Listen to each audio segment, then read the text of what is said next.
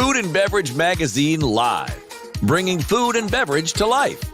With your hosts, James Beard Award winner Jennifer English and Food and Beverage Magazine publisher Michael Politz. Featuring leaders in the hospitality, branded food and beverage, and CPG industries, many of whom are Jennifer and Michael's friends in the business. For an informal and informative conversation where friends in the business share the latest intel, ideas, and best practices. Live, juicy inside scoop from the tastemakers, newsmakers, bread bakers, drink shakers, spoon lickers, clam diggers, farms, foodies, and friends of the food and beverage magazine world. Here are your hosts, Jennifer English and Michael Politz. Hi. Hello.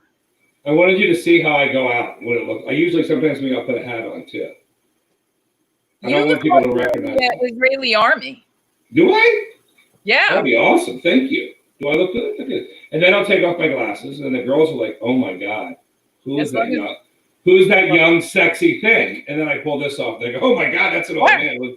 What's right? Right. Yeah, exactly. That's what happens. And then they're like, mind blown. Do you know how many of us are improved with our masks? I don't even ask the question. Oh, I'm in love. I have the face for radio. That's why I've been doing it for 20 years. I got my mask right over here. I don't know.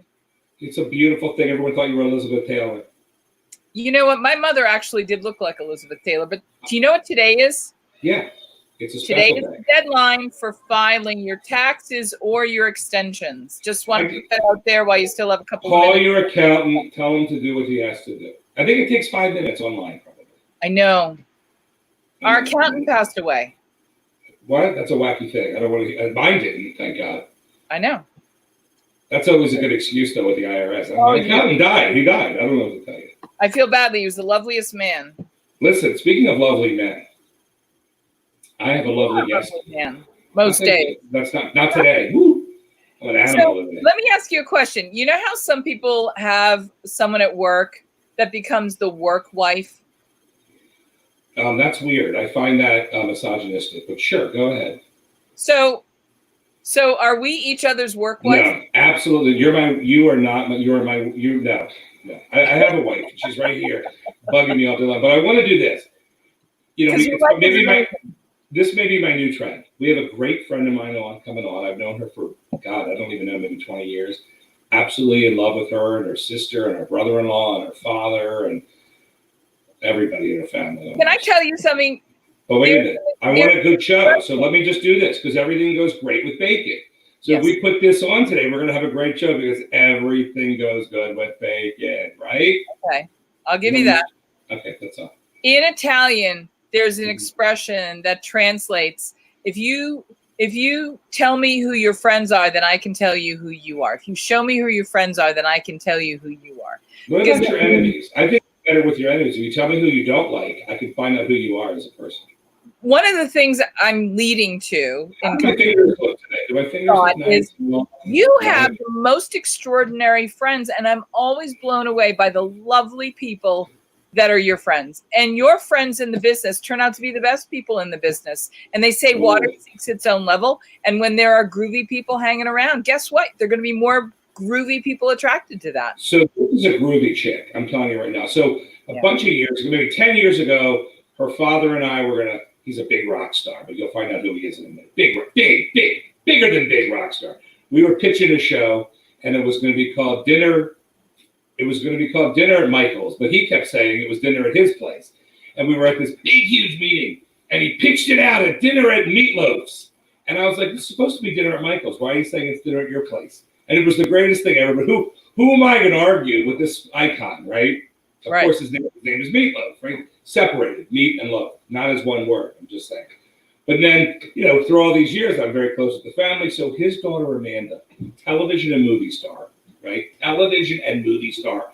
She will not admit it. I've seen everything she's in. She was on some HBO shows called Carnival. She was in a lot of things, right? She was in this movie. What was the last movie? She'll tell us about it with some handsome guy. And, just on and on and on. She's always a little bit of a floozy in the shows. I'm not going to lie. But I'm telling you, it's who she is. What am I going to tell you, right? Can I just tell you, don't you wish you had a little of that to be able to be just a little more like that? I'm a little bit of a floozy. Let's bring on Amanda. Can we bring on Amanda, because she is launching her YouTube channel? She is an amazing human. Let's bring her on, Amanda Aday. Hi. Hi, guys. Hi, Politz. Hi, Jennifer. Hey, how are you? Good to have you with us. That's not me. It's so good to be here. Thank you for having me. First of all, I have to compliment you on your launch and debut show of All Access Eats on YouTube. Thank you so much. I mean, it's kind of organic, right? They say, do what you know, do what you love, and then good things will happen, right? I grew up on tour with Dad and grew up traveling, lived all over the world. And, you know, when you're backstage, when you're a kid, you get bored. And so you kind of learn how to do a little bit of what everybody's doing. And I love spending time with the catering crew and learning how to cook all these comfort food dishes that they would feed us. And so that's where I would, you know, and I love food. And so that was really, you know, part of what I did growing up on tour. And then, you know, I've taken that into real life. I love cooking for my friends, for my family. I have no idea how to cook for one. It just doesn't work. And so, yeah, I started sharing, especially during quarantine, just cooking up a storm and sharing pictures on my personal Instagram, and people kept asking for recipes. So here we are. Can I tell you just, I want to steal that name because I think it's Cooking Up a Storm. We should do that together.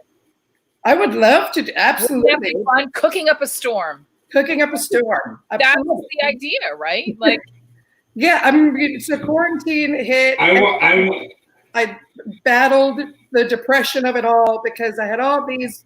So I live in Kentucky now. I moved out of LA about 3 years ago. And I finally had all these, I had a play I was starring in and a movie I got cast in. And it took me 3 years to like sort of build up and network here. And it was finally all happening. And then, you know, quarantine hit. And so everything gets canceled. And so to fight the depression, I just started cooking even more. And anything I could think of. And I'm so lucky. I've got literally a block from my house is this little grocery store called the Good Foods Co-op. And it's a it's just that's the right name. So it's a cooperative grocery store. Technically, we're owners, and all they have is locally sourced produce, locally sourced meats. Everything's organic and farm raised, and it's awesome. And so I just started going. And anytime I'd go in there and go, okay, what looks good? Okay, today I'm going to make a double butter crust chicken pot pie. Today I'm going to make. You know, stuffed artichokes. It's, you know, whatever I could think of. I do want to show Jennifer the picture of you as a baby when you were on tour. And you were, okay, Jen, look at this face. Look at this. Wasn't she adorable then? I mean, is this amazing? She was cooking at a very young age. Very young. Very young. Very young. Can I just say, how come it's taken us this long to meet? Because I feel like the words coming out of you could very easily be coming out of me. I blame Politz. We've been doing a lot. No, Amanda, oh my God, how many television shows regarding food have we pitched? Oh my God. And like your dad and I pitched a couple. Yep. Her and I pitched some, you know, but it's. You and I pitched one that he was the host of. I forgot about that one, right? The funniest is like him sitting in a room pitching a show that's supposed to be a community thing and it turns into his show. Oh, and I just have to sit there and just not say anything, right? It was like, oh, dinner at Beats. But he had just had the A1 commercials come out. So it was like a perfect thing. And we were working on that with what going, and it's really what you're doing is we were working on that show. We were talking with Rob Cavallo, the great producer. Yep. And we were going to like literally have him cooking and bring in artists and all these things. And the reality is people don't know this, Jennifer, but when you go, and they call it like craft services, right? Is what some people call it. But really this backstage catering people. Jennifer, we had that lady on. Remember that lady from England? What was her name? Right. What was her name? Do you remember? Don't ask me today. I'm going to ask you tomorrow, too, until you figure it out. But I'll have the answer. She probably, I'm sure Amanda must have met her because she was cooking with like Paul McCartney and all these guys, right? In that same, and she did stuff for Motley, 100% for your dad's. One of the girls from Snack Attack, I think, right? Was it Snack Attack, Jen? What was it called? I'll look it up while we're chatting. Okay. One of the things I wanted to mention is while it sounds like I don't have any background in that, in fact, my very first job in food in any professional capacity was I did an internship at the Boston Garden when it was still the Boston Garden. I was writing an article for my school paper for when I was in junior high school. And I was so passionate about food that I wrote a letter to the woman who did all the catering backstage. She'd been written up in the Boston Globe, and I said, could I write a story about you too? Can I come and follow you around? So she said, yes. The show I have coming up next is Queen with Freddie Mercury. Wow. And so I literally, the first craft services backstage, all excess eating experience I ever had was making food for Freddie Mercury and Queen. That's amazing. I love that. I am having a fan moment because you've closer to Freddie than I ever got the chance to, I think. And then I spent time at the Cape Cod Melody Tent. And again, you know, when you're on the back of the house, I mean, that's just such a natural, I get where that is. How do you describe to people who are not in the touring business how important it is to really make a home, even for a day, wherever you are, and how important food becomes in making that happen? Talk a little bit about the home and essential part of All Access. And I don't know that you can necessarily in the ways that I think about like being on tour and making a home. So, you know, contractually speaking, when you're on tour with someone like my dad, you have food requirements. But those can also, requirements include things like we have to have a juicer, you know, we have to have, especially for breakfast and lunch, you know, and we make sure that, you know, because we have all kinds of dietary needs between the band and the crew and dad. So we have to make sure that there's vegan meals and vegetarian meals, and dad himself. Are you talking about Paul Crook right now? He's one of them, but he's not the only one. What? He's How not? do you travel? Wow. So dad actually, he eats the same exact meal every single night before a show. Oh, interesting. He eats the same. It's steamed string beans, and then either a small, just a plain grilled chicken breast or a plain grilled steak. That's it. That's all he'll eat, and he'll pick at that. And then, but also a thing of chicken noodle soup. Oh yeah, interesting.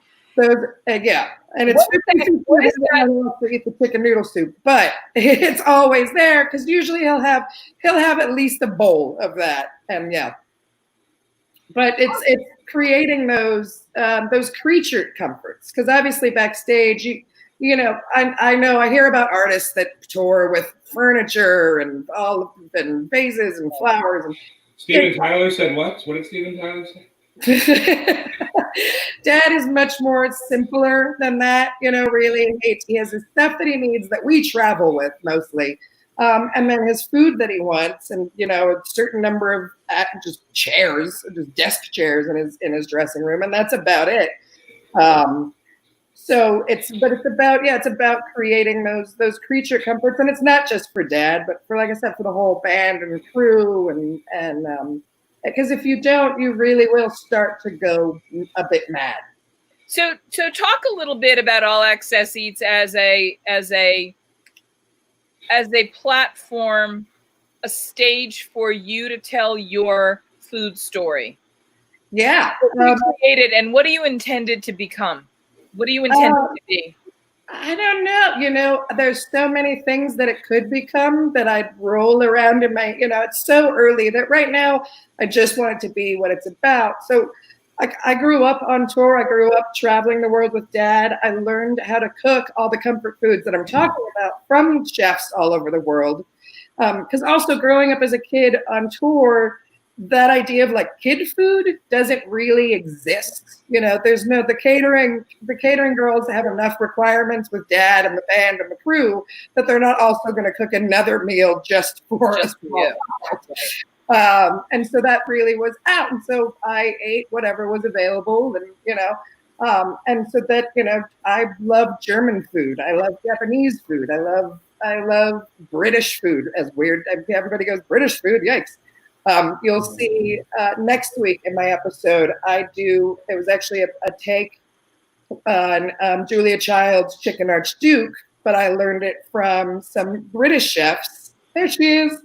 I learned it from some British chefs. So there's a little tiny British twist that I'm not going to give away the trick yet. But you'll see it next week in that episode. Neat. Well, Jennifer was friends with Julia.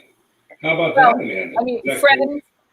Let's say I was privileged enough to have grown up in Massachusetts. Oh, wow. Privileged enough to have had the opportunity to be in the world of going to. You were a little nuisance little girl that was always following around Julia. Yeah, right? I treated at her house, but more importantly, when her kitchen, when she turned 90 and there were all kinds of celebratory, I was very fortunate to be invited to many of those events. And so I won't go so far as to say we were pals. I can't say we were correspondents. Sadly, I wish I had that chance. But Julia gave me one of the most important gifts that I, to this day, give to young culinarians and foodies. She gave me the toast that she shared with her husband, Paul, and the guests that came to their home. And so in my own small way, I try and keep that that true spirit of conviviality alive by sharing that toast as a charge to people to go forward and share it with their new friends. So when you clink glasses with friends new and old, that you will be keeping Julia's spirit of conviviality alive. Are you going to share it with us today, or do I get that? I can go get a glass and do that. Do you have a glass right there? I have some glasses right here. Hold on, let me just pop them up. All I have is a giant, my giant water. We have glasses right. This is where it goes. There it is. There it is, Jennifer. There it is. Well, I'll clink with, I have these gorgeous, because I'm such a dink. If we're so I have to have my favorite glass. Give me 30 seconds. I'll go get a favorite glass. I'll be right back. Get a favorite glass because it makes it taste better. Don't you think? I don't know. I kind of like my glasses, but they weren't so impressive. Our next guest popped on and then he popped off. I don't know what happened. He got scared. Just scared it. Talking about Julia. Well, you look a little snooty today, so you probably. Do I look? A little bit. Maybe you need a donut. Is it my makeup? It just could be. You look a little bit like. How do I say? My grandmother. Elizabeth? I look a little bit like Elizabeth Taylor today. A little bit like Cleopatra. You look a little bit. I don't want to say you look a little bit like Judy Garland, but a little bit like Sid Loft. That's all. That's all. I look more like Vincent Minnelli than Liza Minnelli. Oh my God! Here we go. That's not true. Anyway, you're a beautiful woman, Jennifer. So let me get back. We were, Amanda, at Copia. And I don't know if you've ever been to Copia, the American Museum of Wine, Food, and Art. I have not. In Napa, California. And at the opening, they had a restaurant that was called Julia's Kitchen. And we were waiting for the media opening and the grand debut of this experience. And we were seated next to each other, really clink glasses close. And I asked Julia what was the toast that she shared with her own husband, Paul, with her friends. And she said, as she clinked her glass to mine, as it clinks, we hear the bells of friendship. So she'd say, Le carillon de l'amitié, to the bells of friendship. The bells of friendship. I will learn that in French later on. May we hear the bells of friendship when we clink our glasses together. And as we clink with friends old and new, we give them this toast and tell them when they go forward in their life around the table in conviviality to share Julia's toast and to give it to food friends who then will express it on in their next experience. And we say to the bells of friendship. Can we just say it in English? To the bells. To the bells of friendship. Friendship. May we do the bells of friendship when we clink our glasses together. That's beautiful. That's beautiful. To the bells of friendship. I love that. And thank you so much. I feel honored. And I don't know if this is blasphemy, but I'm sitting here. So the table in front of me is too low. So I had to raise my computer up a little bit for the sake of the camera. So Julia is actually holding my laptop up right now. I've got both Art of French Cooking 1 and 2. Nice. Wow, you are so see how passionate she is? She's passionate. No. I collect cookbooks the way other people collect, albums.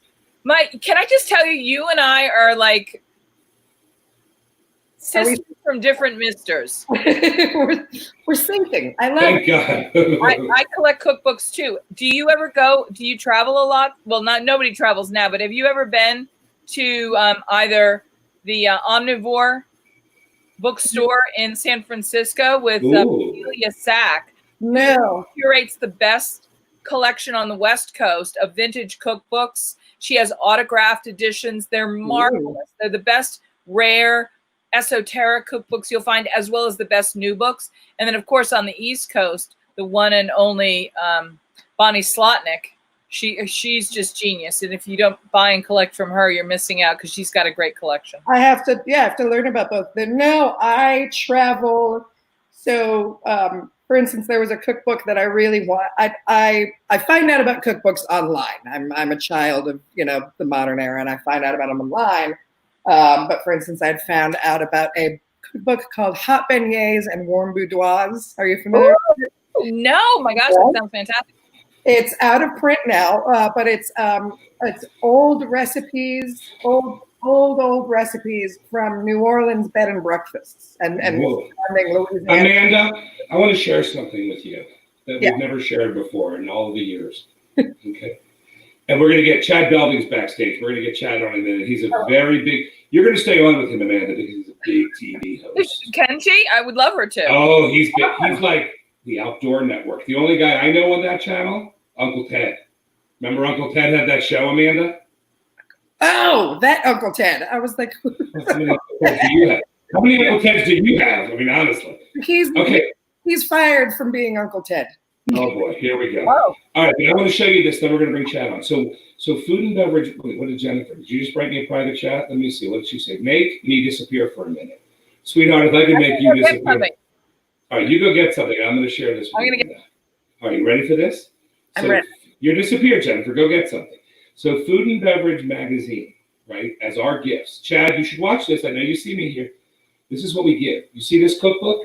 Can you see this? Or is the light? There we go. The Joy of Cooking. There it is. Okay, now watch this. Now watch it. These are all vintage cookbooks. I have 30 different ones, right? I probably should have picked a different one. When you open it, you know what it is? It's a journal. Ooh. It's of a journal, right? And I think there's probably a few pages of the book itself. Very cool. Most of it is empty pages of a journal, and then there's some recipes and all the stuff, right? So they sort of enlarge the book and give you an extra 50 pages of just plain paper or whatever, right? They mix it in with the book. And this is the gift that only special people get. I'll send you some. I have a Hershey's cookbook. I buy vintage cookbooks, and they do this from Food and Beverage Magazine. I love it. Right here somewhere. I love it. That's beautiful. Is that amazing? So nobody has this. I didn't want any of my competitors to know what I did. And then I realized I'm so big, I don't have any competitors, Amanda, but you already knew that. You do. You're the only one that does what you do. Right? So hold on a minute. When we get Jennifer, hold on, Jennifer. Let's just do one thing, then we're going to bring Chad on. Well, Jen, did you want to show us something? French Cooking by Julia. Who is that by? There it is. There it is. All right, we're going to go for a break really quick, and then we're going to bring Chad on. Okay? Well, give me one more minute because I have to say one thing. I will after our break because then we're going to bring Chad on. Yeah, we're going to do a break, then you're going to talk, then we're going to bring Chad on. Let me know when you're ready. I'm ready. Go ahead, talk. Amanda, let's tell everybody about All Access Eats, where it can be found. And absolutely. Yeah. Oh, sorry. Where they can find you and where they can find you. Amanda's not leaving us. She's staying with us. But I want to talk over the next guy. So your next. Let me just say this: Amanda's the best house guest ever. When she leaves candy for you. You can find me allaccesseats.com. That's my website. On YouTube, I have another 30 days before I can have an official URL. But on YouTube, it is All Access Eats. You can search that channel. And then Instagram, All Access Eats. It's pretty easy. And you can find all the links to all of my social media right there at the website. And while you are still in the first chair, a la The Tonight Show, I have to say to you, you know, on Fridays, we actually go into the kitchen. We go to the test kitchen. We actually cook. Will you come back and cook with us together in your kitchen and our kitchen on a Friday coming up? I would love to. Absolutely. And I just want to say to Amanda one more thing. Well, here's the one thing that I got to say. So I am in no way classically trained or an trained, period. So just ignore my lack thereof knife skills. I would do anything for love. Okay, sorry. And I would do that for you, Amanda. Yeah. So no, you know what I want to do? I want to recreate the banquet scene from Rocky Horror. We can do that. You know, Dad might actually get involved with that one. That may tickle his funny bone. You know what I mean, Amanda? There are some things that he gets a little over. He gets excited about stuff. But then get excited about the whole thing. He would take over the whole thing. That's the problem. All right, hold on 1 second. Alternatively, we could go out with this next guest, and you know, if you don't catch it, you can't cook it. And some of the biggest names, and by the way, I've got to also say, I am a humongous baseball fan. I know the game going all the way back to the 1800s. All right, we're going to skip the commercial because you're talking all through it. The sponsors are going to get mad. No. Is this our next guest? This is the only. This is what I found. I Googled him, and this is what I found. Mr. Belding? Mr. Belding. This is what I found when I Googled him. Is this not the right guy? Chad? Come on board. Low blow. Hey, I could have had the real guy. We could have had Dennis on, huh, Amanda? That would have been funny. Oh. Chad Belding. I want to start off with a low blow because it only gets better from there, right? That's all right. I'll just call you Screech during this. Oh. Nice. Hey, I knew I was going to love you.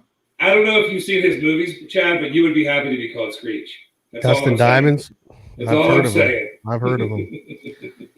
Hey, Chad, welcome. I want to introduce you to our other guest today, Amanda Aday. Hi, Chad. Hi, Amanda. How are you? Good. Nice to meet you. Very nice to meet you, too. How are you, Jennifer? You know, I am going to fangirl just a little bit, because I'm a huge baseball fan. And I did a little digging, and I love that you played D1 ball because that means you've got that game in your soul. And for everybody I know that has watched you and wonders among the many things that you are a true Renaissance man in that regard, but you're a Renaissance man in the authentic gentlemanly arts, including things like baseball, hunting, and fishing. So it's no surprise that all your brothers on the diamond want to go out hunting and, just hanging out with you. I mean, you're a really fun guy to go and do these things with. And frankly, I'm from Boston. I'm from the Northeast. I'm a mouthy broad, and I'm probably the last person you would want to take out on a shoot because I just want to talk to you the whole time, and you got to stay quiet. But I got to say, I have become a big fan of yours, and I just want to welcome you and tell you how happy we were to have you on. Well, thank you so much. That's a huge compliment, and I'm a big Fenway fan, and I've been to many awesome games there. I've been on the field. I've been to many Zach Brown concerts there, and I've stood side stage with Tim Wakefield and watched Zach Brown band rip it up in Fenway for 3 nights in a row. Neat. And I am a fan, Chad. Can I tell Chad I'm a fan too? Well, yeah. Because Chad, you are. I understand they're putting your image on the great flag of the great state of Nevada for us because I'm in Las Vegas. Nice. And it's nice to bring it's nice to have another celebrity coming from this little hot little city, right? Amanda, you don't know it's a hot little city. Yeah. But where are you, Chad? You're in Reno now. Where are you, in Reno? I'm in Reno, Tahoe right now, yeah. I've been to Vegas a lot, though. Yeah, I heard. Well, they don't let you back here that often, I heard they... Well, I come back there 5-6 times a year. I played baseball at UNLV, and I come down there to hang for some shows and for some good times, for sure. Oh, we got to bring him to some shows. Obviously, we'll bring him to some shows.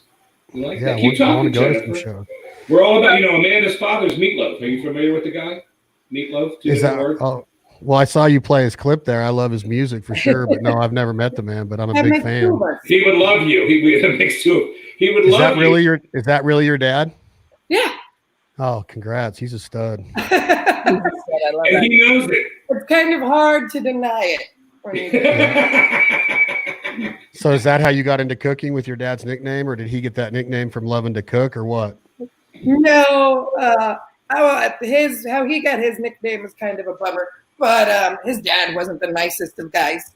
But no, I got into cooking I grew up on a tour bus and traveling the world with him and just learned to cook. Growing up on tour and having catering chefs cooking for us, and I want to know how to make that when I get home.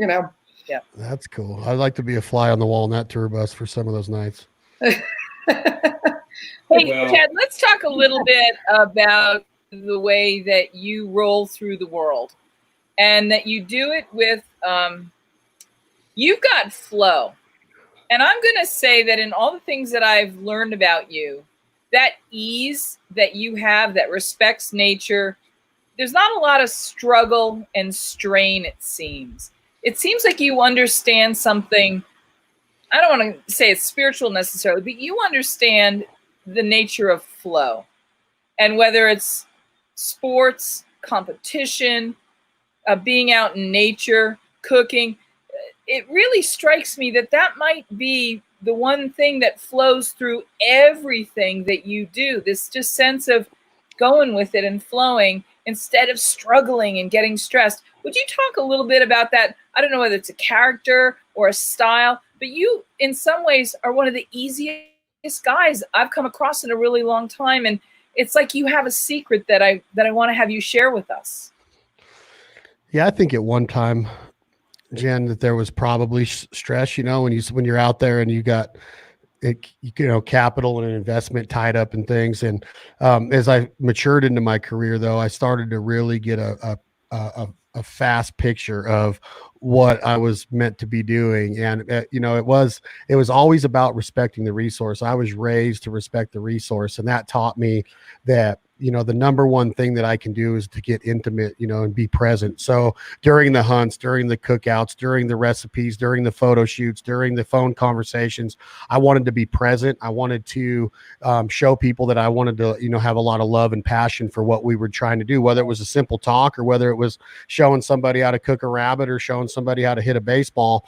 I wanted to do it with love and passion. So I really did want it to look effortlessly and have good flow and swagger through it. No arrogance. I wanted to be confident, but I wanted to show people that you can really be diverse. You can diversify yourself a lot by showing that you have a passion for different things. So if I was listening to music, I would go all in. If I was collecting baseball cards, I would go all in. If I was going to go give a public speech or on a speaking engagement, I would go all in. And I think that people got wind of that, and it just kept enlightening me more to be even more present and to be more passionate and to show people that you can really, really engage with people if you just show that you really care what's being said by them, by being a sponge and listening, by wanting to learn, by not being a know-it-all, and just, be willing to give. And I think that that's my biggest trait, is that I want to give, I want to introduce people, I want to make touch points, I want to develop my network, and I want everybody to get along and be happy and enjoy all of the things that we get to do. And my dad always told me, you're put on earth to work.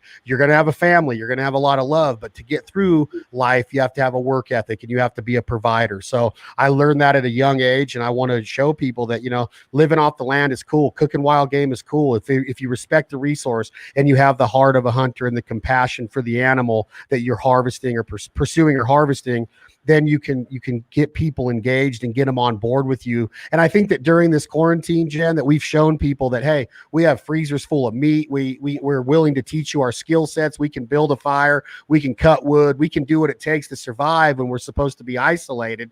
And it's really brought out a lot in the way that I conduct my businesses, my brands, and my personal life. I'm gonna wrap the language around it that makes it really easy for me to explain to someone what's really kind of turned me on about what you do. And it's this idea, and it's actually something that Amanda has as well. It's this idea of strength, grace, and generosity. You just happen to do it in a slightly different vernacular, but you do kind of the same thing. You have this strength and confidence, and you have it with grace, and obviously a great measure of creativity. And then you're very generous with it. And I wanted to talk again, I invited Amanda on, and I'd like to have you come on another show on a Friday when we go into the test kitchen. I would love to have made the stroganoff recipe that you guys sent us. We just couldn't do it today, but it looks amazing.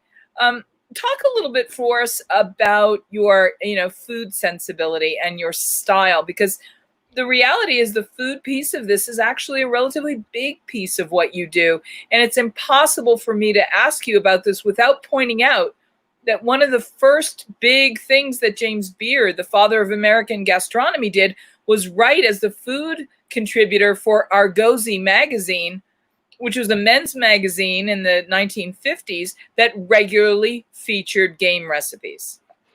Oh, that's awesome. That's a really So cool I don't know if detail. you were inspired by that at all, or I couldn't tell you that without, I'm sure I have been. I'm sure I have. Yeah, I would love you to send me something. And I think that my inspiration comes from the Trailblazers and, really taking a hold of what a Trailblazer is and what a pioneer is, and never wanting to take credit for anything. I think recipes are tricky because I think that a lot of my recipes and a lot of my quote unquote flair on the grill or in the kitchen or at the campfire is because of my inspiration. So I do have a new cookbook coming out in the next 12 months, and I'm waiting for a phone call any day. And I hope I got my fingers crossed on publishing, but it's called The Provider. And there's a lot of recipes.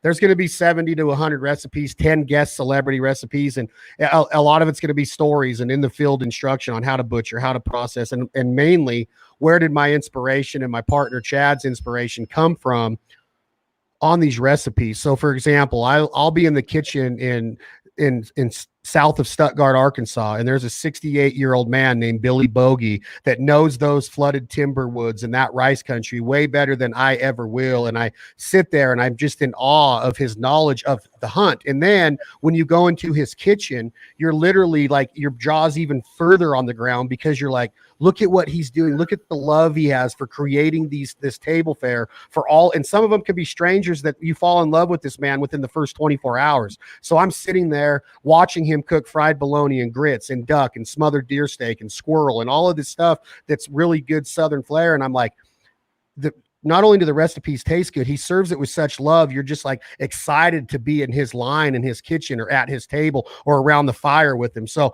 going to places like that, being down in Louisiana, Miss Shelley Wright, she has this recipe that's going in the cookbook with her sizzling squirrel. That's really simple, but it's so deep in culture with her family, the way that they'd go out and squirrel hunt with their hounds and get it done. And then all of a sudden they have a table full of stories going on around this pot of squirrel. So I've went to them. I've asked permission. I've learned the stories, the culture around these recipes. So I think a lot of the way that I've conducted my business around cooking and the culinary arts and grilling and all that is by listening and getting that inspiration and that influence from so many people that came before me. And I love that about recipes, that you can make them your own, but I'm never afraid to say, hey, just so you know, I've put a little bit of my own flair onto this recipe here, and I have made up some of my own, but still, even with that being said, Jennifer and Amanda, I still don't know if they're really my own, because I'm sure that there's somebody out there that's done something just like it, if not, pretty close to it. So I think that I've always paid homage. I think that I've always given thanks to trailblazers and pioneers and top chefs. I heard Amanda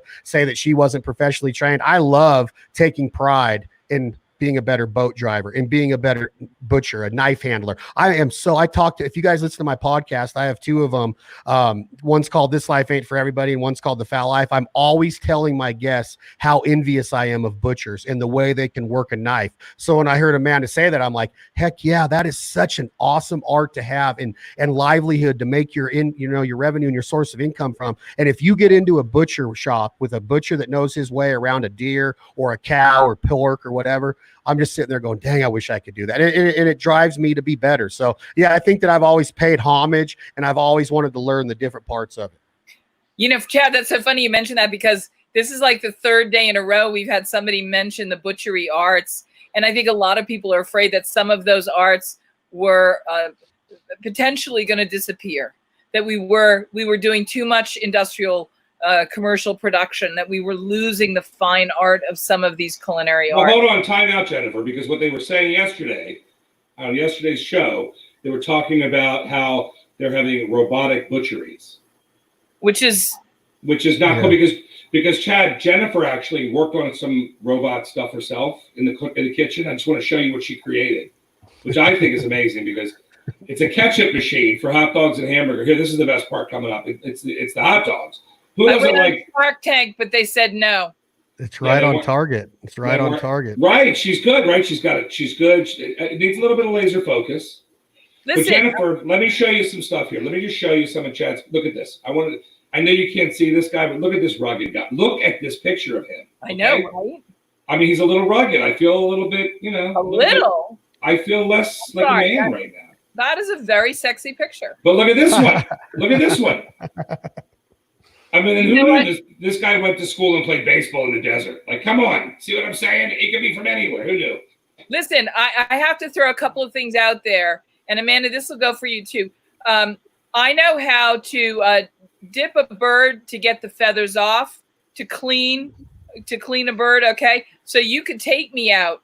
And while I may not have the strength physically to hold a big gun, I can sure help once we've got the bountiful results in our camp. So you could take me out there and I'd be useful. But the other thing I wanted to, I know. That's how it feels. But Chad, the other thing I wanted to tell you is I am in a partnership in an heirloom bean company, and I totally want to get you some beans to do for your new cookbook because they're essential for when you're doing that kind of. And yeah, please. They're not only good for your heart. They're not beans. They're not only good for your heart. That's true. Hey, I would love some. Amanda, now, Chad. Amanda lives in Kentucky. I do. I was gonna say, living in Kentucky now, it's my grandpa was originally from Appalachia, and he did a lot of cooking, like you're talking about. He hunted deer and went frog gigging, and butchered it all, cleaned it all, cooked it all himself. He never really taught me how to do those things because Grandpa didn't have a whole lot of patience for small children. Bless his heart, I love him to death. But I grew up eating it nonetheless. And now living in Kentucky, I have so many friends. So I discovered Kentucky Burgoo. Burgoo. Mm-hmm. Kentucky Burgoo is basically a giant stew of whatever has been hunted that weekend. So it's usually got rabbit, it's got squirrel, it's got, you might have some wild boar in it. It's a staple of Appalachia, Kentucky Appalachia. And I'm learning. Yeah, it's kind of like a Kentucky gumbo a little bit with like a roux, with a slow started roux. And I've done it all over like the Paducah area in Hopkinsville, Kentucky. Oh, yeah. Mm-hmm. So I get to hunt Kentucky quite a bit for waterfowl, turkeys. My friend Sam has a really top notch, what Kentuckians call, is that the right word? Kentuckians? Yeah. I don't know. You nailed it. Kentucky.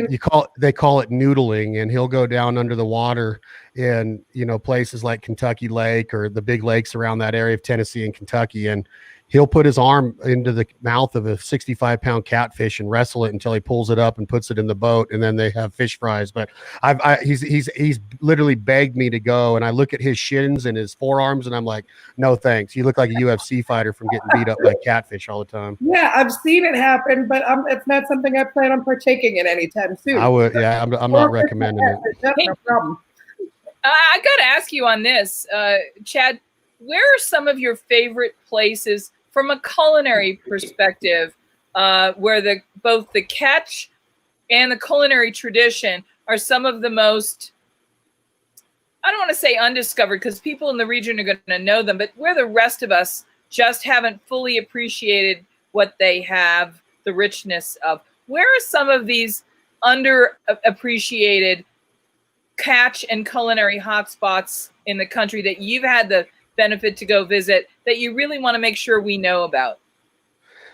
Some that off the top of my head, obviously, if I'm talking about fishing, and then I'll move to the same location with hunting, but I love being in Wisconsin, Minnesota, and the Dakotas for fish fries because the walleye is my favorite my favorite continental American fish. The halibut is a saltwater fish, but as far as freshwater in the continental United States, I love that part of the culinary art up there and what they do. But as far as the wild game, the Dakotas, I have a friend named Chris Huber who has a wrestling a restaurant in a little town called Sisseton, South Dakota. And we go into his restaurant with our wild game, and his menu is so diverse. He does farm raised wild game in there as well as domestic. And it's really underrated in that part of South Dakota. So I don't mean to say this in a rude way, but I haven't had a lot of good experiences with Canadian culinary flair, except in the big cities. But when I'm out in the prairie land of Alberta, Saskatchewan, Manitoba, British Columbia, I haven't had a lot of good food unless we're up there cooking it. And I attribute that a lot to, I just think that they're all about the farming and they live off the land with their vegetables, and they're pretty bland with a lot of their recipes. And I've talked to them about it, and it just seems to be that way. And and in the Dakotas, it seemed to be that way too. In Western Minnesota, it seemed to be that way. So when I got to see some of the people that I get to run with up there cook their wild game and prepare it, it was amazing. But my all-around favorites, I mean, obviously I love the Cajun country. I think that for wild game, they do a tremendous job. But like, to answer your question in truth, because that one's really well known, I think that places like Northern California, north of the Bay Area, north of the Napa Sonoma area of the wine country, it's really not known for its culinary arts up there towards the Oregon border. But I've had some amazing food all over the Western United States, the Columbia Basin, north of Seattle. I've had a ton of luck getting around good chefs all over that. My all-time favorite, 100% though, is around Stuttgart, Arkansas, and the love and passion that these duck hunters have in duck camp. I don't know if you guys are familiar with that part of Arkansas, but it's down towards the central south part of the state. It's called the Grand Prairie. And in the art of duck, that's where the rice is harvested. Tons of rice and a ton of flooded timber where, a lot of it was all timber at one time. And because rice production was so valuable and commodity, they started clear cutting all the timber. Well, the timber that's left still houses a lot of mallard ducks. So it's called the duck capital of the world. Stuttgart, Arkansas is. It's also called the rice capital of the world. So there's so many historic duck camps in that area because the Mississippi Flyway starts really wide up top like a funnel all the way from western North Dakota all the way over to the Mississippi, the east side of the Mississippi River. And as it gets south, it just kind of converges in on the Black River, the White River, the Cache River, the Arkansas River, and it all ends right there in the Grand Prairie of Arkansas. So all those ducks that start out real wide up north, they end up in this little spot called the Grand Prairie down south. And there's so many historic duck clubs and awesome chefs down there. It would literally blow your mind to see the diversity in the menus, the wild game that's being prepared, and the vegetables and how they pair it with alcohols and beers and different drinks as well. Jennifer, we need to get you. Jennifer, it's nothing to quack about. Okay, is what Chad said. And we need to get you down there, Jennifer. I'd like to put you in those high boots. Not those high boots, a different kind of high boots. Chad's from Vegas. He understands what I'm saying when I say high boots. Different high boots, Chad.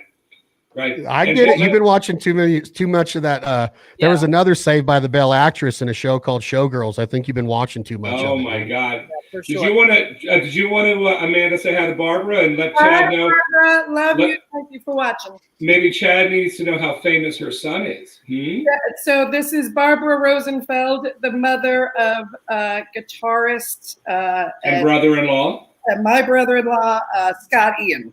From Anthrax. Are you familiar with Anthrax? Yeah, big time. God, you're like a music celebrity. It's awesome. Look at this. Look what she's got, her and her daddy. Look at them. Look at those two.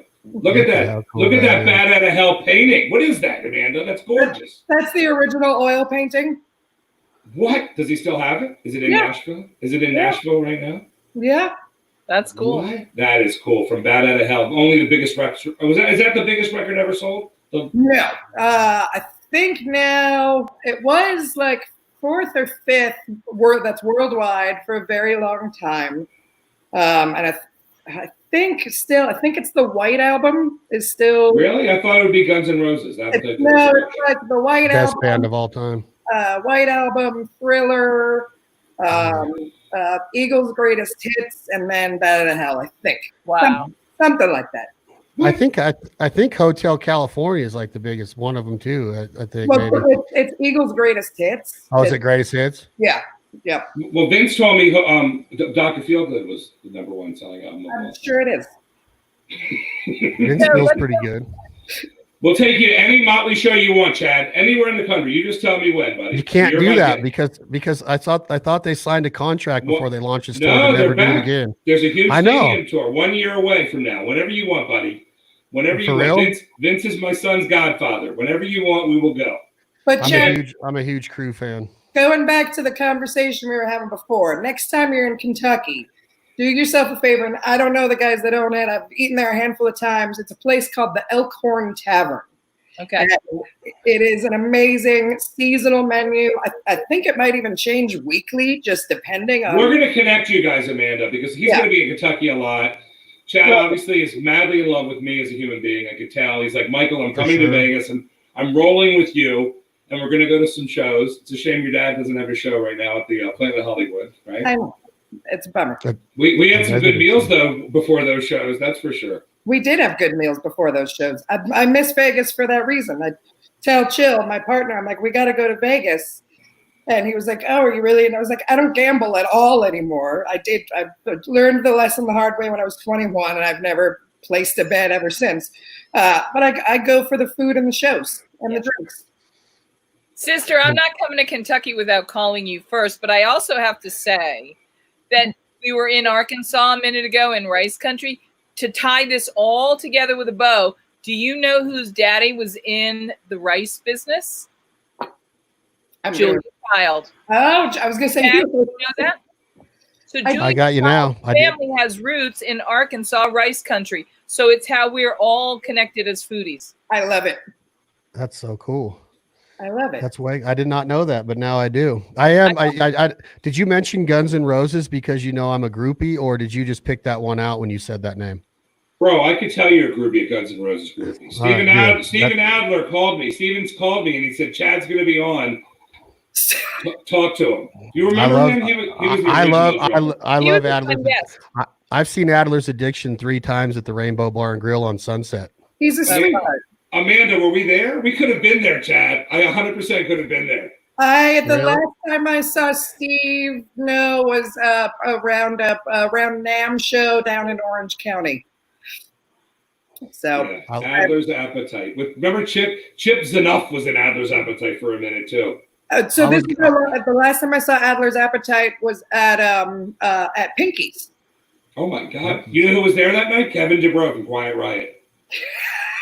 You know how I know? Because Steven told me. He's like, Kevin was here the last time before Pinky's closed. It's like Is he still alive? No, he passed away. He passed away in 2007. I was seeing Guns N' Roses on August 5th in Frisco in San Francisco at the Giant Stadium, and obviously we're not going to now. I seen them there 3 years ago when they first started back on the Not in This Lifetime tour, and then I seen them in St. Louis on their return there since they got 86 since like 92, but yeah, they're pretty cool. They're not as good as Meatloaf, but they're good.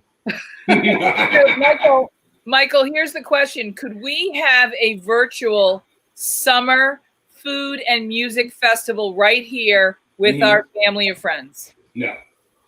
Why? We don't have the budget. Although Vince lives in Tennessee now, Chad, he may want to go hunting with you. I have plenty of bands and people that would get in on it and they all love to barbecue and cook. I think we need to. I know Phil Vassar likes to do that. I'd like to get Dave Grohl on at some point because he's a barbecue guy. We need to work on that, Amanda, because I think that would be fun. I've cooked with Grohl. I've cooked with. I ain't gonna name drop, but I've been very blessed with the celebrity part of the musicians and the athletes and the military guys that love to cook. So it's kind of that common bond that brings a lot of them together. But I don't know, this hat that I'm wearing, these guys are pretty badass. If you've never listened to Whiskey Myers from Texas, they're an amazing rock country band, and they all love to throw down on barbecue and food. But anyway, yeah, if we ever did that, I'd love to. Let's do that. And maybe Amanda and Chad can host it, Jennifer, and you could just take the day off. Yeah. Because you're a little too conservative for those guys. They'll be like, why is Grandma here? What's going on? Yeah. No. No. So I have to ask the question because, when we talk about rock and roll and we talk about, the country traditions of going out and hunting and some of those, those gentlemanly arts, you go with a flask or you talk, whiskey plays such a pronounced role in both of these pursuits. And when we talk about Kentucky, Amanda, I just have to say right now, Michael, I'm going to put it out there that we are all inducted as Kentucky Colonels on the same day. That we have to do something special for the great Commonwealth of Kentucky, because it is not, in fact, a state in that sense. It is one of the rare commonwealths in the United States. All right, we got people backstage. Place. We're going to have to say goodbye. We've got another, or I don't even know what you would call it. I mean, because this is like food of the land, right? Well, now we've got some more food of the land people coming up. Well, yeah, we gotta. Let me just get this out, because these guys are so wordy that we all might be asleep by the time you're done. I know. Ouch. I'll make it come out faster. So, Chad, Amanda, let's talk a little bit about whiskey and the great food and drink pairings that are part of each of the traditions that you bring to life in the work that you do, both on your YouTube channel, your shows, and your podcasts. Can you talk a little bit about some of your favorite sips for the cuisine and the cultural moments of either backstage, rock and roll, and then obviously out when you're just even referring to some of the things that are going on out in the country when you're grilling? I mean, it's such a natural. I mean, so when I first moved here to Kentucky 3 years ago, things went a little wonky in the very beginning, and I kind of got stuck here, and I couldn't go back home to LA.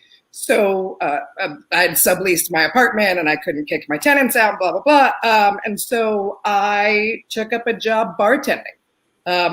Cool. Yeah, I'd been hanging out at this bar, and I was like, I don't know what I'm going to do. And the owner was like, you want a job? And I said, sure. And so I bounced around a few different bars in Kentucky.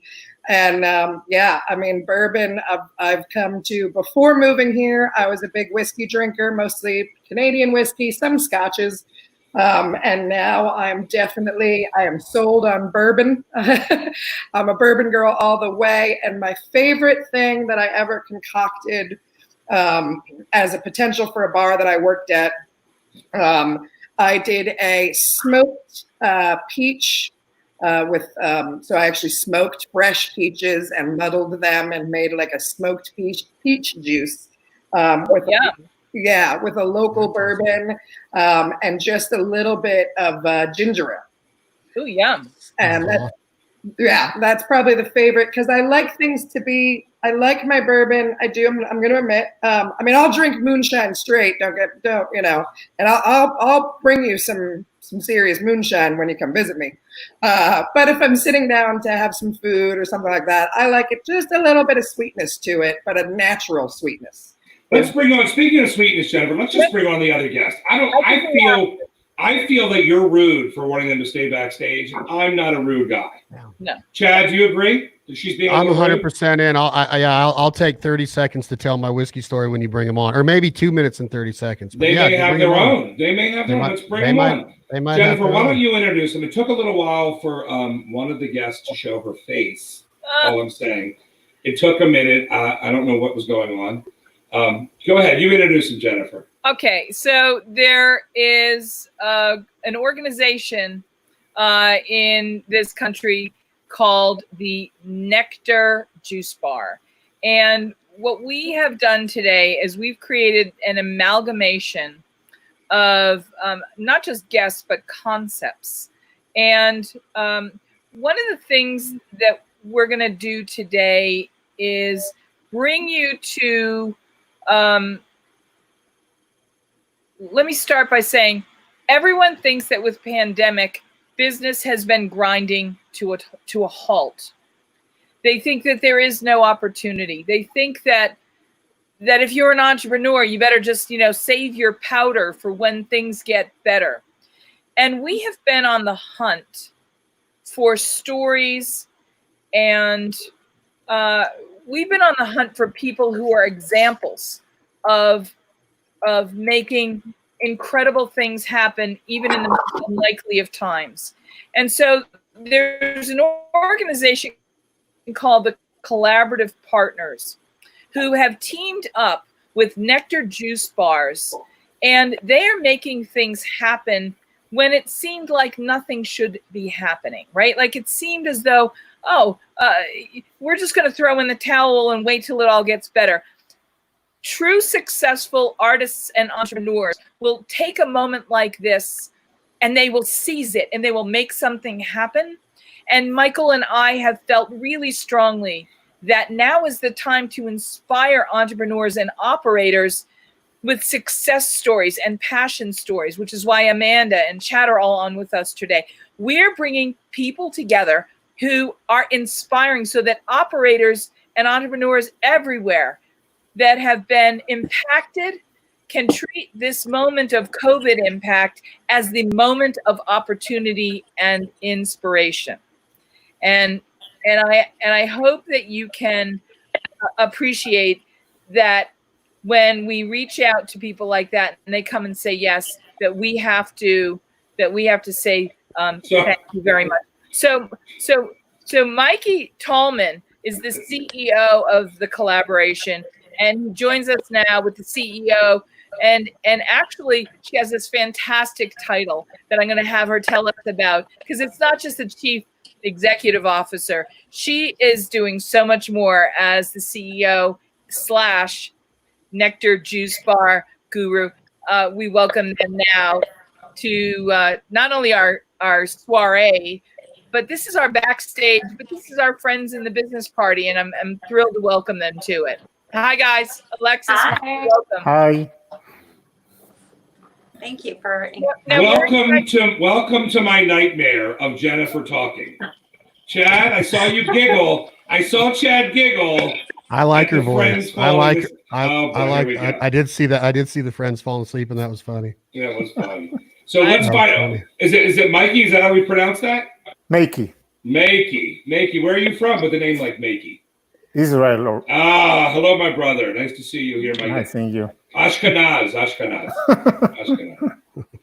Alexis, how are you, Alexis? How are you? I'm fantastic now that I got my face to show up, So Alexis, you're with Nekter Juice Bars, right? Yeah. And I know I have a bunch of them here in Las Vegas. Jennifer, you have none in Tucson, right? Locations? Jennifer? I do have a couple. Jennifer, you told me they didn't. Now she's telling me they did. I haven't discovered them, but we're going to work on that. But Alexis, let me finish, Jennifer. I'm not even done. You're jumping in again. Chad, by the way, in television, that's called stepping on my lines. Just so you know. I follow. You don't want to do that with a gun in your hand, right, Chad? I'm just saying. So Alexis, I love it. I love Nekter. My children, I hear about Nekter every single day. So we're always happy to take gift cards at my house because all they want is Nekter. Mike, do you like how I did that? That was the Ashkenaz in me. Do you see how that worked? So tell us what you guys have done. What have you created? Put us together for us. So we at Nekter, we do acai bowls, probably one of your kids' favorites, but we added a layer of this amazing coconut yogurt. And it's a really hard thing to find a high quality ingredient that we love. And so when we found this one, it was like, okay, how can we use this? And so we put it on top of our acai bowl in this layered, amazing energy bowl that we do. So yeah, you have to try that one for sure. But the reason we're excited to have you on, Alexis, is because you've got the title of Chief Visionary Officer, and I wanted to use that as our connection point with everybody that's on, because it's all about inspiring. Meiky, can you join and talk about what the vision was that led to this collaboration? Yes. So first, I would say that you spoke about success through the pandemic. I think that Nekter is a great example for success through the pandemic because they have the ones that are mostly successful, that they can be successful, are the ones that have a real point of difference and they're actually thriving. So what we were really blessed is with Alexis choosing us and finding that we have a point of difference with what we are doing compared to anybody else, and joining them with their consumer that loves their brand and what they do. And really, it's actually in times like this, people are looking for things that are extraordinary, that are different. It's not time for compromise when you go out and you want to go to a juice bar.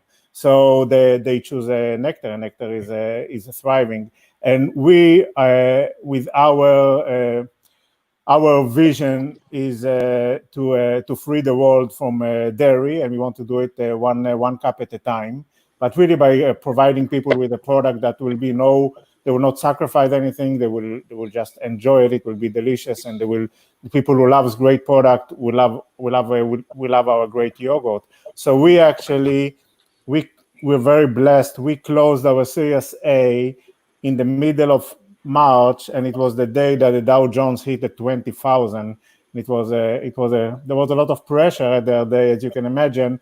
But there were people with vision who invested in the business because they know that what we are going through now is something that we'll get over it. We'll get over these bridges, and we'll be in good times. And people will look for products that are really making a positive difference in their life. What does the collaborative do? What are you, the collaborative? We manufacture plant-based yogurt and desserts. So you manufacture plant-based yogurts and desserts, and then Alexis, you guys found the collaborative? How did that work? Yeah, I don't even know how it landed. We get a lot of. Oh, that's always good to interview you without knowing how it landed. That's always good. Chad, how would you handle that in an interview? I don't really know how it happened. Well, no, a lot of things landed. She can go anywhere with it now. We come across a lot of products. We get sent a lot of things that like people want us to carry in their stores. And so how many stores do they have? How many Nekter stores are there? About 100. Gosh, our numbers are changing a little bit. 160 something. We'll go around there. Wow. Okay. And they're all franchises? Yeah. Is that how that works? Franchises? Licenses? A large percentage of them are. Yeah. Okay. But you work for the corporate. So I started it with my ex-husband, who is the actual CEO, and so Chief Visionary Officer was my choice because it was really sort of my vision to bring juice and healthy real food to the masses. All right, so let's really get into this. So you started the business of Nekter. Who created the name? You did with the K, double K? Yeah. Okay. Well, there's a whole story with that, but yes, essentially we. And then you got divorced. Let's get really to the roots of this. Then you got divorced from the guy, right? You guys started a business. It was doing well. You're like, dude, I can't freaking take you anymore. I can't stand being in a room with you, right? Do you have kids with each other? Do you have kids together? We don't have kids together. Oh, God, that's easy escape. Easy out. Nekter's our kid. This is our kid. So you're like, I can't stand being in the room with you. Jennifer, isn't this the same story that we heard with that other thing? With that other little stand, and they have like hundreds of locations now. They were boyfriend and girlfriend. He was a little fruity tooty. That's why that's why they're not boyfriend and girlfriend anymore. But Alexis. I get nothing. So, I'm not saying there's anything wrong with it. I'm just saying, that's why they're not together anymore. She didn't have the equipment that he wanted, right? That'll happen need in a relationship, right, Chad? It'll happen. It happens. Chad, you are funny. So you're funny. So I gotta bring Amanda back in because she may have some comments on this. So Alexis, now do you see this man every day of your life now? Not every day, but we do work together. We're actually better business partners than we are. Yeah, that's what they all say. More importantly, do you have a boyfriend now? I do, yeah. And how is he with this? Is he good with this? Because I'll tell you, if the husband had a girlfriend now, she wouldn't be good with this. Oh, he's actually he just got engaged, and she loves that you guys. Does she monitor your phone calls with each other? Who's coming out of the bathroom? Who is this? Is that the boyfriend? Oh, no. It's my nephew. Oh God, that's funny. What is going on here? I know. This is from home. Welcome to COVID, where things you can't control. Chad, do you have any relationship questions for Alexis before we get back into the collaborative? Yeah. Wait, I thought this was about food. Well, food is life, right? You honed right in on that. Let's food is our journey, right? It's all right. Meiky, food is our journey. It's all about life. True. You know what I mean? So Chad, what are you? I mean, you're a hunter, bro. So you and I both lived in Vegas. We had our formative years here, and that's probably why we've always hunted, right? You've hunted game. I've hunted game. If you know what I mean, Chad, game in the nightclubs. Blackjack. And I'm talking about going to Pure and Utopia and the game that was crawling in those places, right? I follow. All right. So Alexis builds a business with you married a husband, right? Yes. And then you're like, enough. Look, she's very uncomfortable, Jennifer. Do you want to calm her down? I'm afraid of what you're going to ask next. Because I'm just wondering what it's like to work. Like, I know that, listen, when we have our fights, man, my wife is a very world famous artist, right? and I have the largest magazine in the trade industry, 12 million readers a month, right? And our egos are like, right? And I always say, oh, if it wasn't for me, you wouldn't be a famous artist. You know, she doesn't like it when I say that, Alexis. And I want to just take advice from you. Is that something I shouldn't say? Coming from a successful place. No. Well, I mean, obviously, I think egos, either your egos are going to work together to feed each other and help each other grow, right? I mean, you want me to get all I want you to tell, would you spend, I know you guys had to go to therapy, couples therapy. We want to know, and the collaborative wants to know, because he needs to know what he's getting involved with. He wants to make sure that it's already done deal, Michael. Let's get back in the bowl. He wants to make sure that the coconut milk he's producing and the ice is going to have its stability. He doesn't want to overproduce and have you guys blow up, right? Oh, no. We've been in business for 10 years. We've been working. He doesn't want that to happen. He doesn't want that to happen. I think Amanda just poured a cocktail. I've brought the moonshine. I'm about to right? too. I know. How come I didn't get moonshine? Drink. You guys just drink it up. Drink it up. Alexis and I, we're talking. I missed that email where we were supposed to drink moonshine. Okay, you know what? Finish, Jennifer. Come in, Jennifer. I've got to step in. We're running out of time. No one's running out of time. Here we go. We'll move her out. Listen, Meiky, are you in Israel right now? Where are you? Sorry. Are you in Israel? Where are you? No, I'm in America. I live here for more than 15 years. Oh, where are you? What city are you in? Richmond, Virginia. Oh, I'm from Maryland originally. Okay. And Amanda's in Kentucky, and Chad's in Reno. Alexis, where are you, in Orange County? Yes. Stop it! I just made that up. Are you seriously in Orange County? Yes. Oh, that was a housewife's joke. That was messed up. I'm so jealous. I want to be in Orange County, but I don't have the blonde hair to. So messed up. All right, let's go back. All right, now that Jennifer is crying in the corner somewhere, she's very professional, you guys, right? Amanda, you've known me for 20 years. This is what we do, right? This is what backstage. Yes. Backstage antics. Backstage antics. So you reached out to Nekter and said, I have a product that you guys have to have. No. The chief visionary officer decided that we should get together, and we were so blessed with that. That's a blessing. And we just said, we will do whatever you want because we think it's a perfect match. We love what you do. We love the essence of your chain. We love your vision, and we will be honored to be part of it. Fantastic. All right. So what are your other products? So what do you supply to them, to Nekter? So we know. We supply to them yogurt. Alexis, you explain much better than me. I don't think Alex knows. She's getting confused. No. I was saying we get a lot of products, and so when I tried this, I was like, we have to have these guys in. So we were originally thinking would carry. They sell these amazing yogurts, and we were going to carry them in our deli case. And then it was like, because it was such a good product, it was actually something I wanted to put on top of our acai bowls. So we reached out, and we thought it would be a really fun collaborative to kind of work together, and it's easy to have some kind of like other like-minded products, and the big thing is just it should taste good.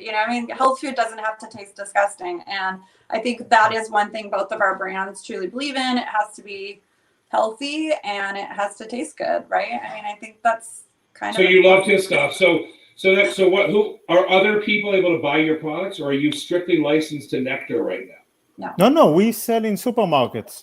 What's it called? What's it called? The Collaborative.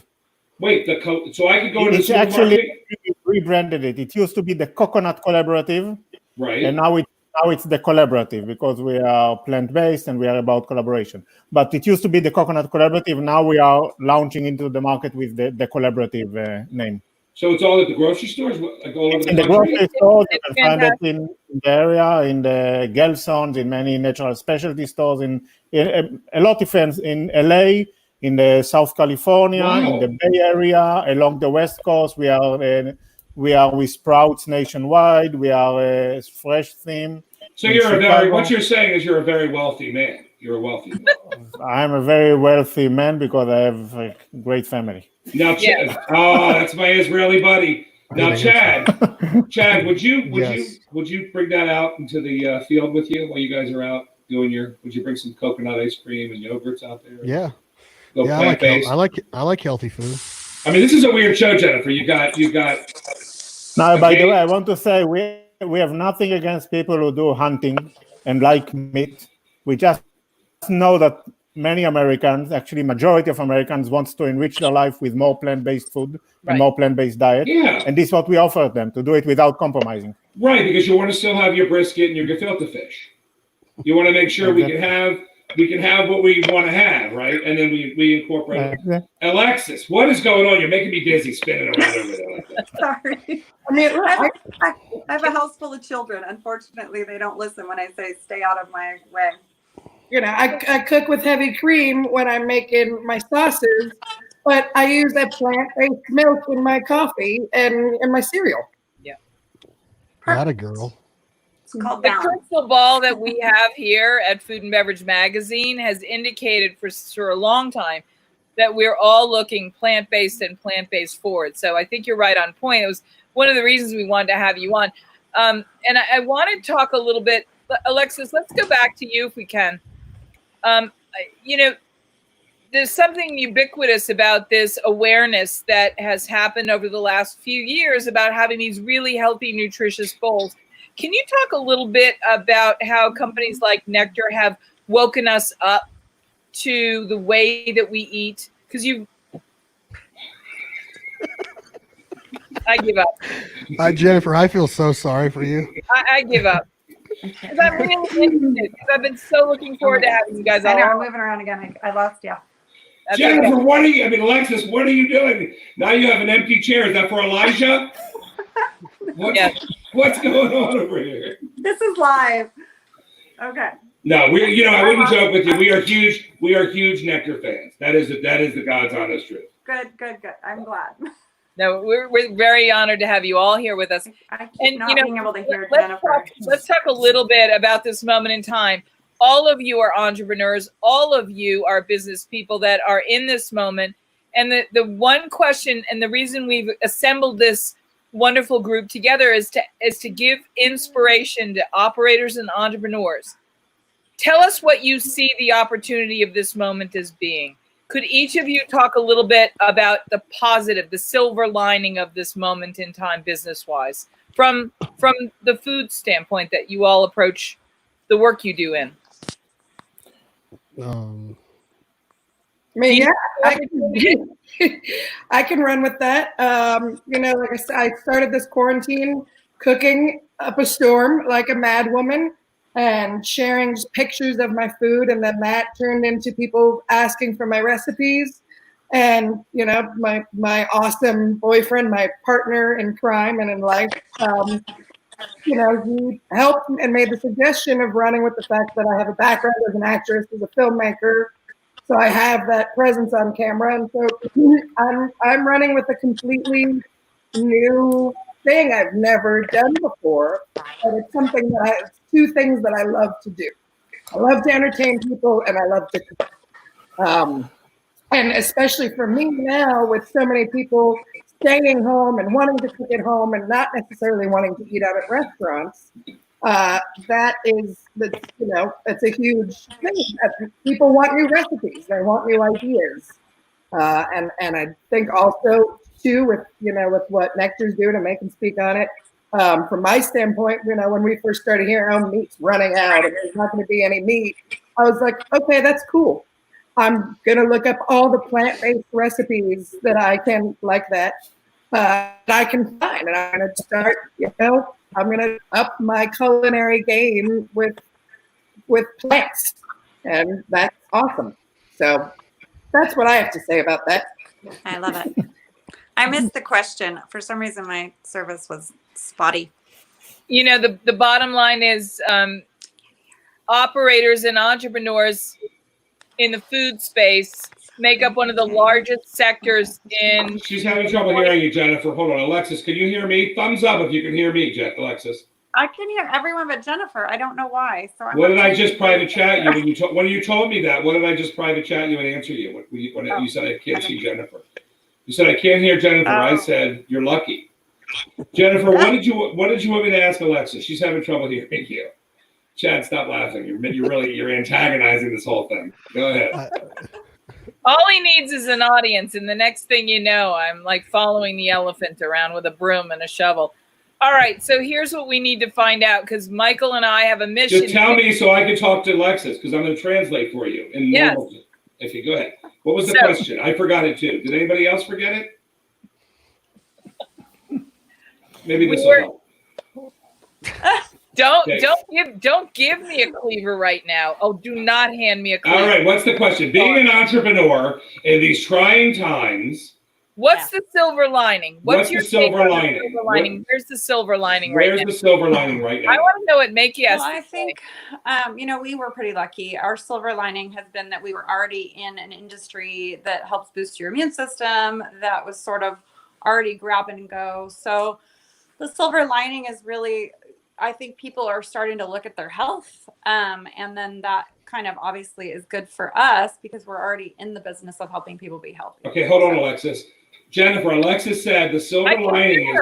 Oh, okay. I didn't know. I thought I was translating. I got confused. I've been watching so many press conferences lately. I thought I had to translate back. I want to know what Chad, it's terrific. I want to know what Chad has to say about this moment being a silver lining moment. Here's what Chad's thinking about right now. That's it. That's all he cares about. He's just thinking about the bacon. That's all he cares about. I was thinking about plant-based. You can have your bacon, but have a juice every now and then just to get your immune system good. Hey, I juice. I don't think I've ever heard of a Nekter cafe. Can everybody hear me? Yeah. Mm-hmm. I think I would say my silver lining and is going back to what you said before, Jen, on the generosity, and I think that generosity and the ability to give back with the entrepreneurial spirit has meant everything to me. And we've been able to put together an initiative with our provider brand that we are able to go out and pull our trailers into a fire department parking lot or a police precinct or a hospital, and we're able to cook and serve food to first responders through different partnerships that we've acquired through the hunting industry, the outdoor industry, and the conservation industry. So the silver lining is just being generous and being able to give back through the entrepreneurial spirit.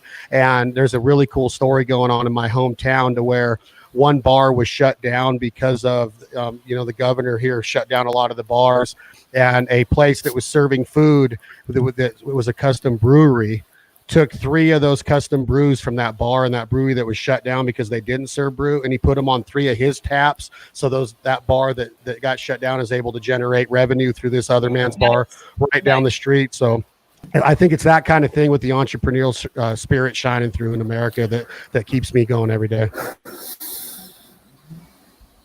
Meiky, I wanted to throw this to you too, because you're a sophisticated operator and entrepreneur, and I wanted to get the sense from you how you can inspire other young entrepreneurs out there who are looking at this, having maybe closed their business, lost their business, having to reimagine where they go next. What can you offer us as far as like an inspiration or an idea? It's really start with the mindset, and it will maybe sound a cliche, but every threat is an opportunity.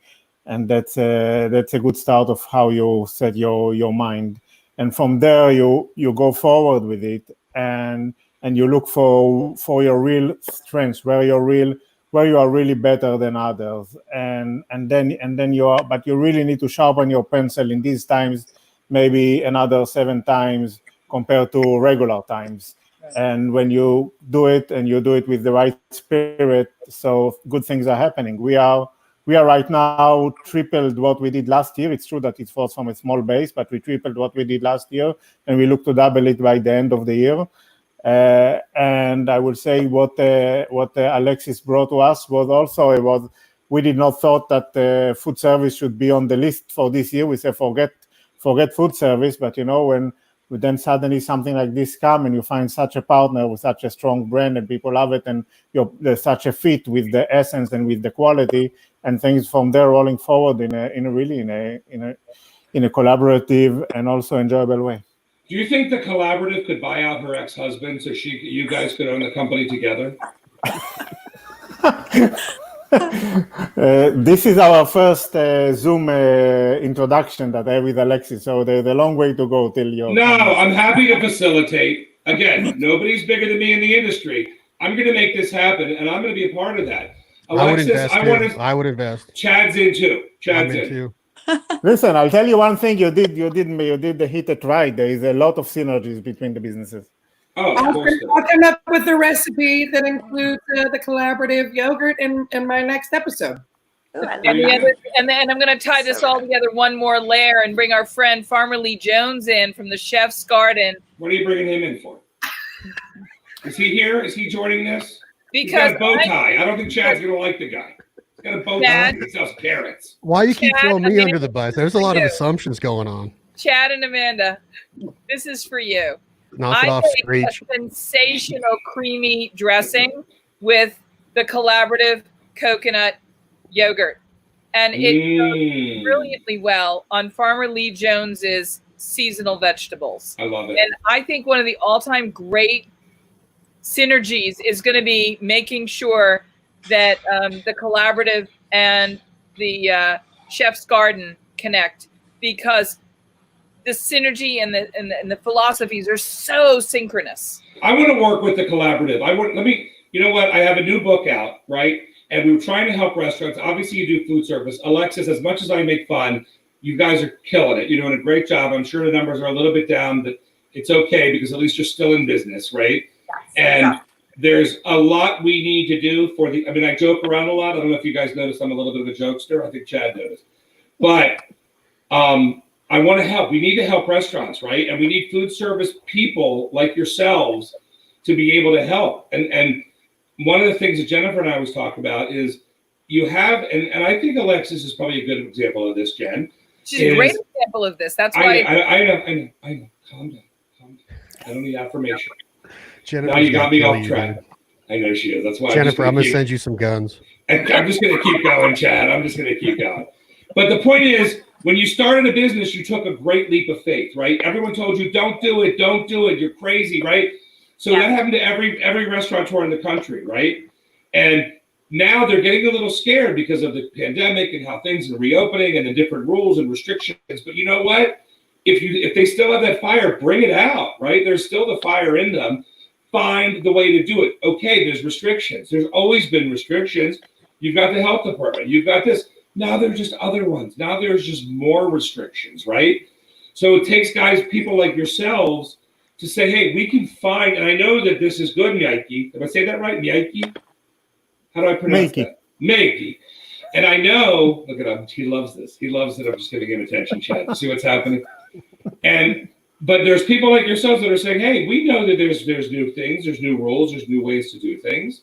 Let's figure out a way to make it happen, right? Whether you are thinking about becoming a restaurateur or you are already in the business, Michael Politz has written a must-read, The Food and Beverage Magazine's Guide to Restaurant Success. Pick up your copy today at Barnes & Noble, Amazon, Books A Million, or wherever fine books are sold. I don't even know how that happened. I'm sorry. I don't know how that popped into the show. Chad, that is horrible. no idea. I did it. I mean, Chad, I don't write cookbooks, Chad, okay? We're not going to go out and hunt wild boar today, but I may go to Nekter this evening over at Summerlin. Amanda, pull me through to your screen, please. I'm going to go to downtown Summerlin, Alexis, or maybe over to Trails Shopping Center and grab some Nekter today. I'm going to get what you guys at the collaborative have worked on together, and then we're going to help everybody. Did Jennifer write the foreword to that book? Jennifer did not. She wrote the rear end of it. She actually. I have Jennifer. Oh, you know who was on this? Amanda Chef Gordon. You know Chef. Oh yeah. Great record. Chef Gordon wrote on this. David Burke wrote on this. Jennifer English wrote on this. Wow. And Jonathan Chebin, Food God. If you guys are familiar with Jonathan, he wrote an endorsement on the back of the book too. Ooh. Awesome. That's Listen, right. I want to say that if I'm going to talk about all the success factors that are going to take us into the future, what the collaborative is doing when they've got packaged goods that are critically important for people to trust, they're giving me basically that no-touch product. Imagine how important in the grab-and-go future that we're all going to be part of, how important what the collaborative is doing. How is it going to be that we can have more plant-based options that are in that secure, clean packaging? Isn't it more important what Nekter is doing, though? I wouldn't say. I think it's all important. This is. I got you, girl. I got you, Alexis. See that? Gotcha. We're gonna own that company, buddy. The Collaborative and Food and Beverage Magazine and Alexis Schulze. That's it. Nekter. Don't you feel like we're on match game? Chad's in too. The thing is Gene Rayburn. Now we've got the 6 people on match game. We're gonna have a question. We're gonna play match game, food match game. All right. I'm ready. Listen, I want to thank you all very much for being here with us today, and please come and visit with us again. And I have to thank each of you. Meiky, please tell everybody, you're in Sprouts stores, which is where I find you, but you're also in other specialty retailers around the country. Let's tell everyone where you're located and where we can find your products. In the Bay Area, we are in Safeway in the Bay Area, in many specialty natural stores. In South California, we are in Target and in Gelson's and many natural specialty stores. We are at Fresh Team, we are at Wegmans, we are at Walmart with our desserts. So we are with AGB in about 60 stores. So, and it's growing by the day. So it's adding and adding. Through this pandemic, we already doubled our number of stores, and it's continuing to grow. And of course, the Nekter juice bars are located everywhere. Everywhere, East Coast and mainly West Coast. Everywhere. We're going to promote Nekter right now. Nekter is everywhere. We're excited about the new proposition that we're talking. Alexis is excited to have a happy life and not one of bitterness, because divorce creates bitterness. Alexis, yes, it does. And Chad, where can we find you at? Right now in my studio, but we're at thefowlife.com, at the Fowl Life TV on Instagram, and several podcasts out there. This Life Ain't For Everybody is our biggest podcast, and we have a couple sister podcasts off of that. I got a question. Yes, sir. Chad. Do you poo-poo in the woods? Do you poo-poo in the woods when you're out there? Because everyone wants to know. If I eat a lot of vegetables. There you go, Jen. Amanda, we're going to set everybody up so we all have I want you and Chad to connect because you're in Kentucky, and I think. Were you asking if I poop in the woods? No. I just want you and Chad to. Your dad may love Chad, by the way. That's his kind of a guy, the gun guy. Oh, right? He would love me. Yeah, he would like Chad. He may be a Chad lover. He may even watch the show. I'm in Nashville all the time, so I'm going to come see you, man. And there you go. I love it. Please do. And going back to, I was told a few minutes ago via my Facebook chat that a burgoo is anything with feet. Is what goes into my God. How did this happen, Amanda? Oh my gosh, it's my mama. How did Leslie get on our show? This is the craziness. Woo! Everybody say hi to Amanda's mother. The patriarch of the family. There we go. The inspiration to so many songs. Hey, Chad. Oh, no. Yes, ma'am. Chad, I have to tell you something that is on my bucket list that I didn't know was on my bucket list until I started preparing for our conversation today. And I started really thinking about what are the things that I'd really like to do in this life. I would love to go on a turkey shoot. I've never been on one. I'm not somebody who hunts. It's not my thing. It's not a tradition I grew up in. I mean, I'm from Boston. What are you going to do? But I have to tell you, I love turkey. I love making big meals. I love cooking. And I just want to put it out there that on my bucket list, I'd love to go cook a turkey with you. And all right, we'll plan on. You want to come on the actual hunt? Yeah, I'd love to come and do that with you guys. All right, we'll meet by Amanda's house. I got a farm in Hopkinsville, Kentucky, and we'll have a big time. Perfect. I got the film crew. We'll film it. That's awesome. You guys. All right, thanks everybody. Thank you. One last quick from me, if you don't mind. So last night, my first episode, Meatloaf's Meatloaf, aired. Tonight, speaking of my mom, is Mama Angel's seafood pasta salad. Oh, you told me about the seafood pasta salad. I'm excited for that. As soon as we leave here, it is going live on my YouTube and on my website. Fantastic. I love you, Amanda. And Amanda, before we let you go, there are two things I wanted to ask you because I watched that episode. And when you take the time to make a fantastic meatloaf like that, then you open up a world of possibilities. God willing, you'll have some left over. And then you can make a sandwich the next day. So before, in the first preparation, gravy, no gravy on the first night's bake. On the first night, I usually don't do gravy on my meatloaf, period, because of the way I make that glaze. Because my meatloaf is so moist, I feel like it doesn't need a gravy at all. Okay. What I do with it, though, my leftovers are absolutely, yes, meatloaf sandwiches. And my boyfriend makes a mean meatloaf sandwich with grilled portobello, and it's craziness what he does with it. But then I take it, when we're sick of actual meatloaf, I put it in, I basically make a ragu. Oh, okay. And I make up like almost a bolognese or a ragu. I was gonna say, because I make a meatloaf bolognese when I usually make a meatloaf. Yeah. So yeah, it's basically, I don't put heavy cream. So right, isn't that the difference mostly between a ragu and a bolognese? Is like bolognese. Well, most bolognese will use milk to tenderize the meats. All right, we're gonna get on. You know what, Jennifer? We got to wrap this show. Enough of this bolognese meatloaf business.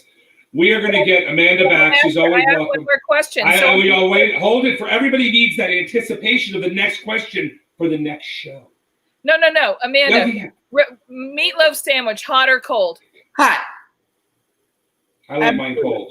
Cold. I love you, Amanda. Goodbye. I love you guys. Lovely to meet you, Jennifer. Thank you guys so much for having me. What do you think? What do you think? She hears you. What do you think of my friends? You got some great friends. By the way, I just want to say to the show today, you were a little bit rowdy, and I want you to calm down from now on. Okay? There was a little rowdiness going on. All right, I got a lot to do. I got to get out of here. We got a show tomorrow. Don't we or no? I hope you know who's on with us tomorrow. Oh gosh, the CEO of Celsius? All right, well, let's talk to the One of the most All right, we'll talk about it tomorrow. No, I got to tease it. One of the most exciting, young, dynamic CEOs in the country. Good. I love you. Kiss your babies. Go ahead, say it. Say it. Hug your kids and count your blessings. That's what you're saying?